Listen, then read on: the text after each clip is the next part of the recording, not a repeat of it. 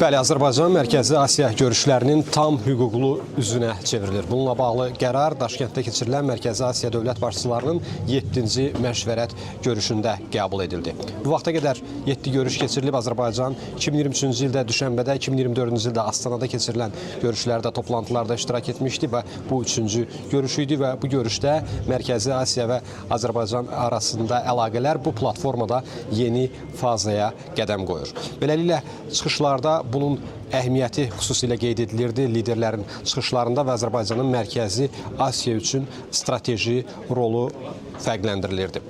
Xüsusilə iki tərəfli qaydada əməkdaşlıq əlaqələrinə liderlərin çıxışında toxunulurdu. Eyni zamanda regional əməkdaşlıq və Azərbaycanın Avropaya, Mərkəzi Asiya üçün Avropaya açılan qapı olduğu və təqdim etdiyi müasir infrastruktur, nəqliyyat dəhlizləri vasitəsilə Mərkəzi Asiyanın Avropaya açılan qapısı olduğu xüsusilə qeyd edilirdi.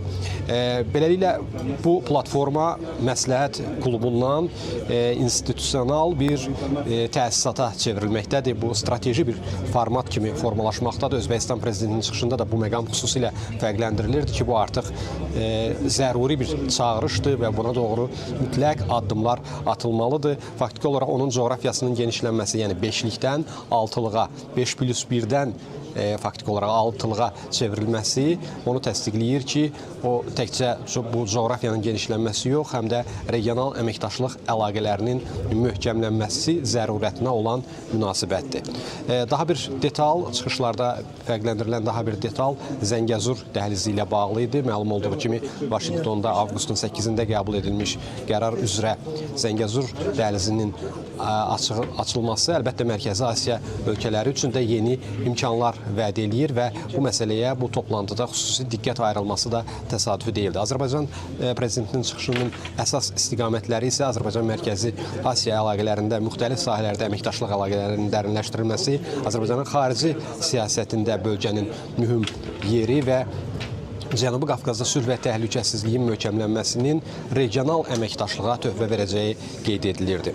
Eyni zamanda Zəngəzur dəhlizinin artıq bölgədə yeni nəqliyyat arteriyasına çevrilməsi və bu arteriyanın əlbəttə Mərkəzi Asiya ölkələri üçün də yeni fürsətlər yaratdığı qeyd edilirdi.